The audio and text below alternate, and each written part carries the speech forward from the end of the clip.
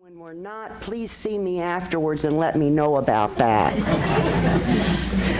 So I think I found inner peace. I was reading an article by a life coach, and that life coach said one of the ways to find inner peace is to finish what you start. So, yesterday, I finished a pizza, I finished a carton of Ben & Jerry's, and I finished a box of chocolates. And I feel better already. Plus a little heavier, but... Well, you know, maybe that isn't exactly what she meant by that. But there is a way, and it's simple, really simple. It's very simple, but yet it's deeply profound. And the problem is that even though we may have heard it, we may know it, we sometimes just don't get it. And it is found on your connection card, which Paul was so nice to point out here this morning. And it says, if I want peace, I must choose peace. I must make the choice for peace. So that's peace means whether we're talking about peace in the family, we're talking about peace on the job, we're talking about peace in the church or in our community or in the world. This has to do with all of that. Now there's a beautiful Chinese proverb that says, if there is light in the soul, there will be beauty in the person. If there is beauty in the person, there will be harmony in the house. If there is harmony in the house, there will be order in the nation. If there is order in the nation, there will be peace on earth. So you see, peace begins with a conscious choice by each one of us, each individual. Now here's a fundamental spiritual truth. No effect can be held in place without cause to sustain it. If we want it, we must continue to sustain it. So therefore, when I choose to be peace, I choose a consciousness of peace in order to experience peace. And the key lies in remembering that our power to make peace a reality in our world lies in our ability to choose peace. See, I told you it was simple, huh? Now, here are 3 ideas that would kind of help us, I think, to get in the mood to choose peace. The first one is to realize our inter-beingness. Practice mindfulness is number 2. And number 3 is be loving kindness. So, the number 1, realize our inter-beingness. That's a strange word, isn't it? The idea came from a book by, and I'm going to pronounce this man's name, and I apologize, sir, Thich Nhat Hanh, in his book, and it was spelled even worse. From his book on Peace is Every Step. So, I'm going to explain this strange word to you, and we're going to start with this piece of paper. So I would like for you to imagine on this piece of paper a cloud. Use your imagination. Can you see the cloud? Good. Because if you didn't see the cloud, this piece of paper wouldn't even be here. What? Well, without the cloud that you see here, there'd be no rain.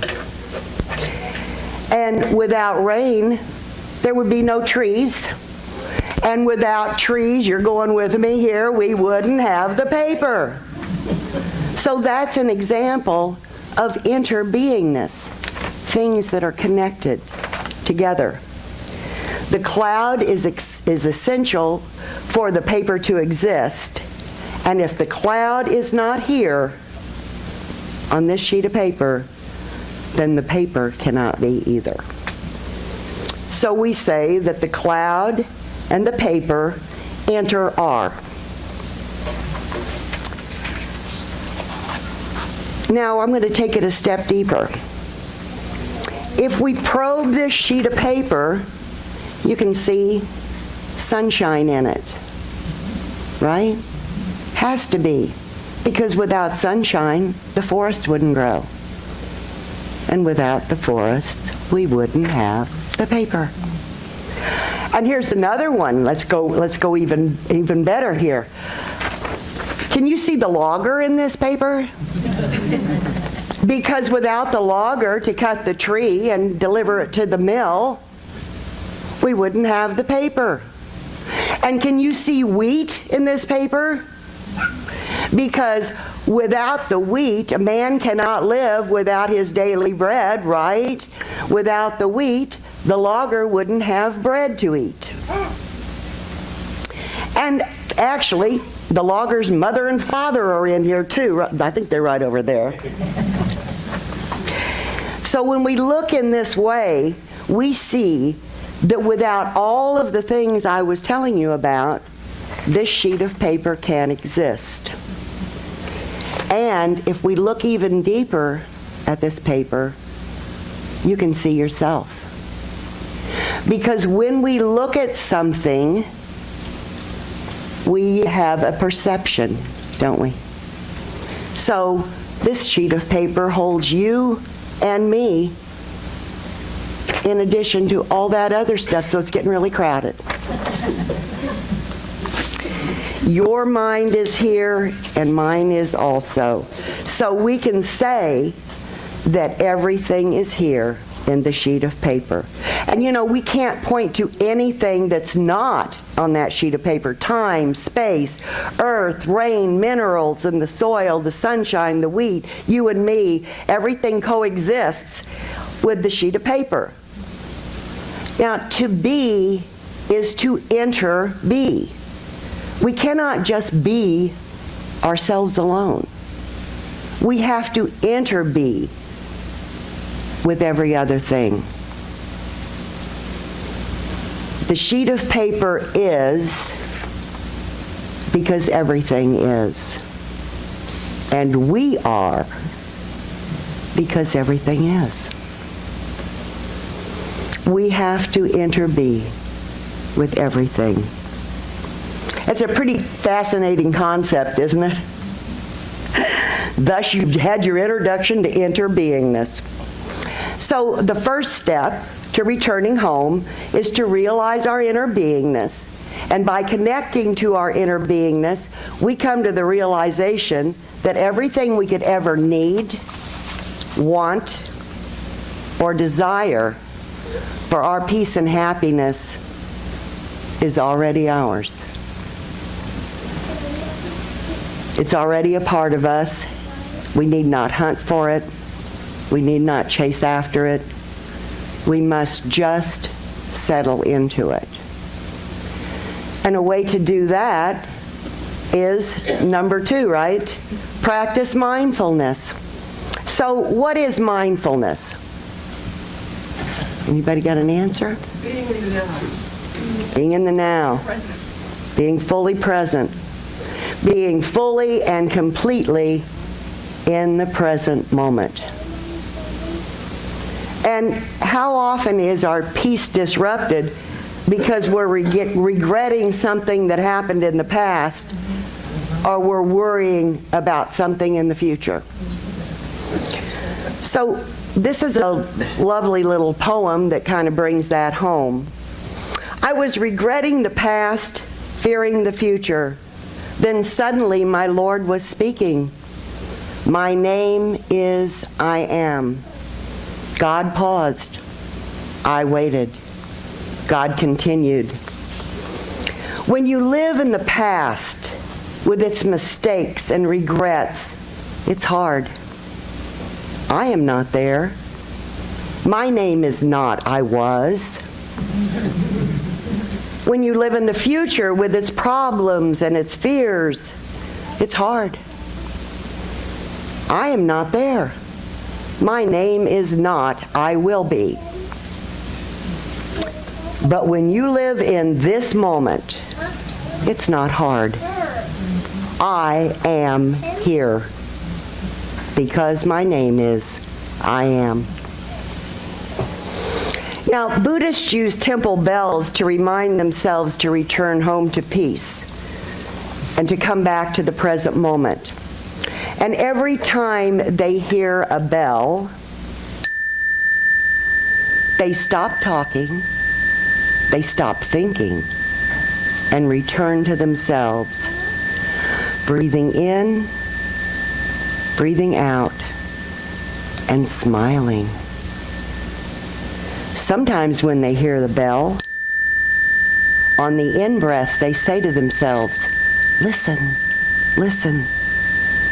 And on the out-breath, they say to themselves, this wonderful sound brings me back to my true self. So, what can be your bell? You know, some people wear mindfulness bracelets. Others you might set up a chime on your cell phone, right? But how many of you have a watch? Great. Pay attention here. You other guys, you can take a nap. Okay, so how many times do we look at our watch? Repeatedly, right? All during the day. What an opportunity. So I decided that I was going to start looking at my watch in a different way. First of all, when you look at your watch, you look at the hour hand because you need to know approximate, and then you look at the minute hand.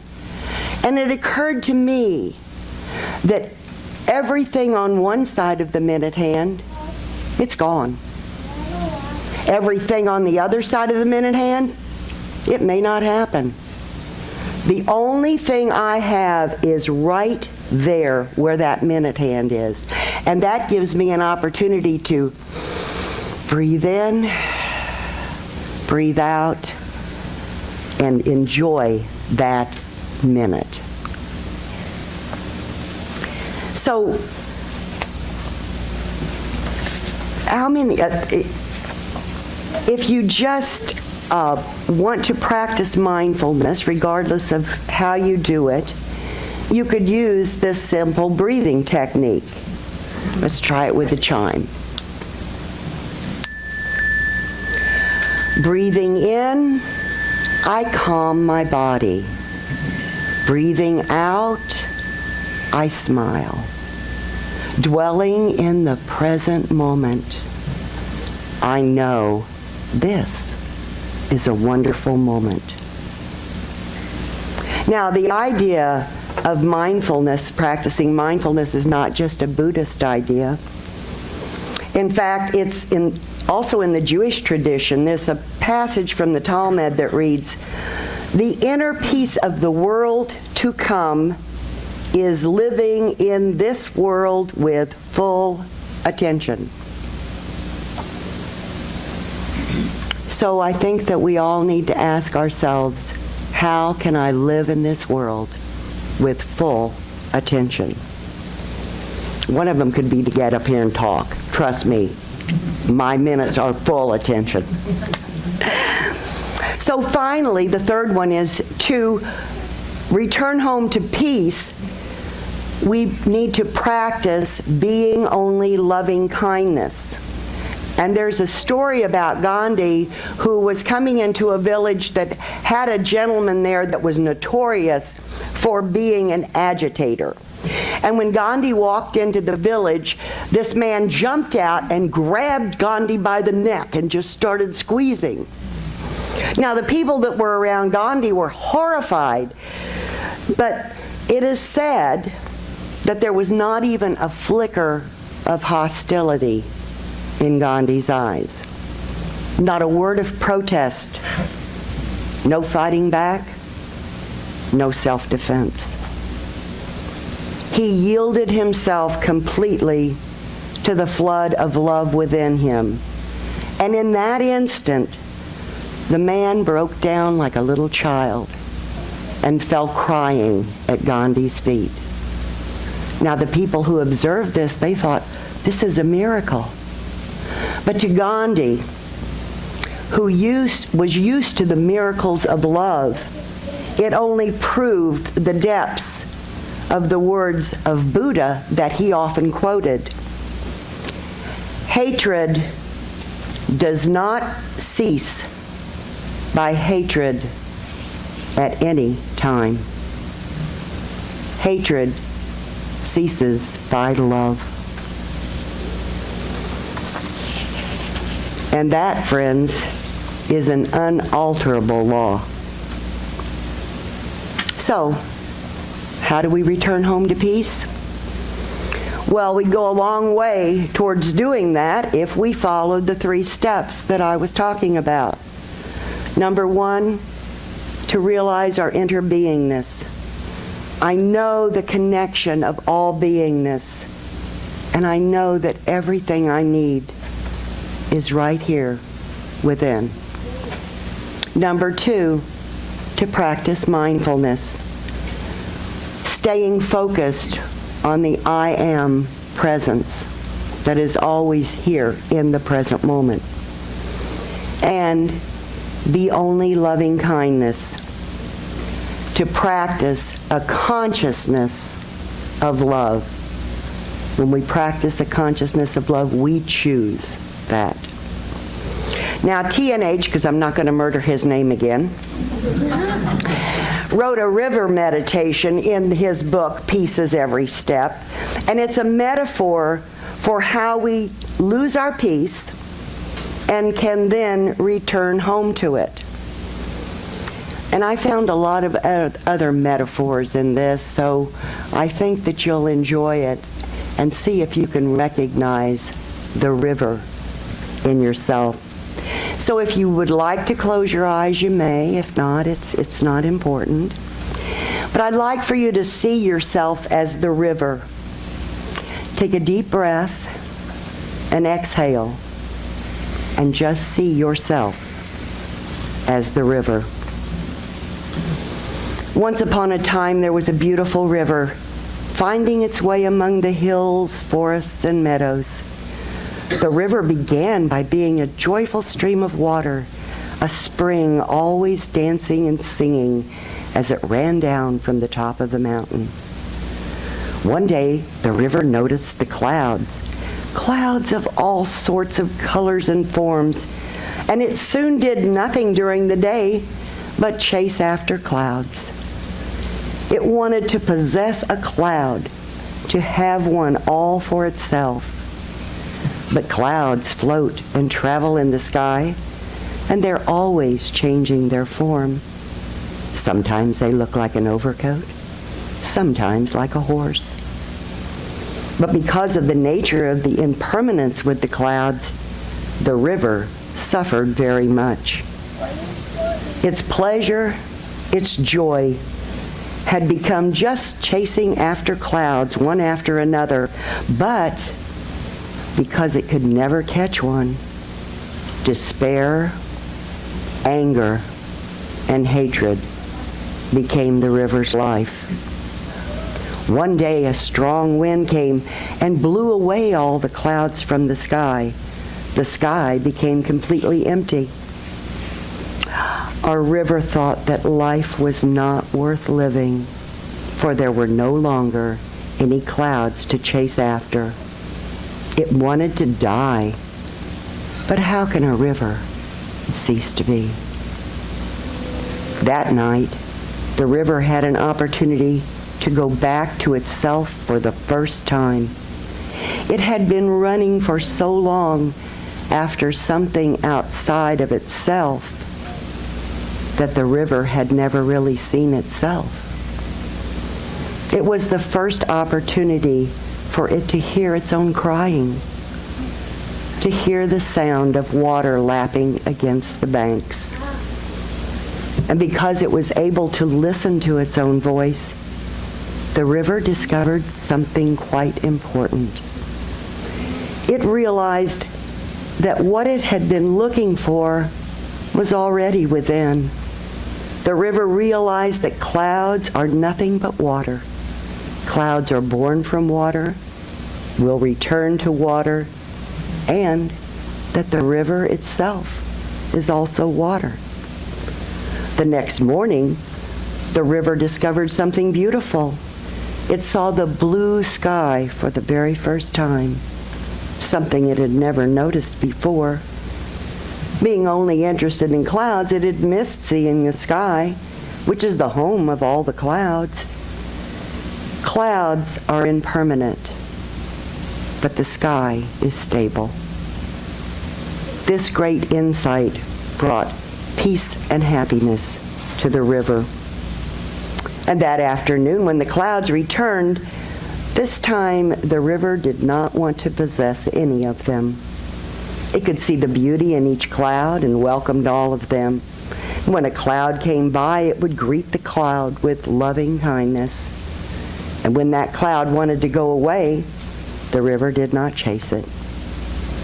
It realized that all clouds are the river, and it didn't have to choose between the clouds and itself. Peace and harmony existed between the river and the clouds. And that evening, something wonderful happened. When the river opened its heart completely to the evening sky, it received the image of a full moon, beautiful, round, like a jewel. It had never imagined that it could receive such a beautiful image. And now, if you've closed your eyes, you may open your eyes. There is a Chinese poem that describes very well this experience that the river had. And it goes like this. The fresh and beautiful moon is traveling in the utmost empty sky. When the mind rivers of living beings are free, that image of the beautiful moon will reflect in each of us. So you see, there's nothing to chase after. All that we need is here in the now moment. We can go back to ourselves and enjoy breathing, smiling, and just being. And it's from this state that it's most easy to practice loving kindness.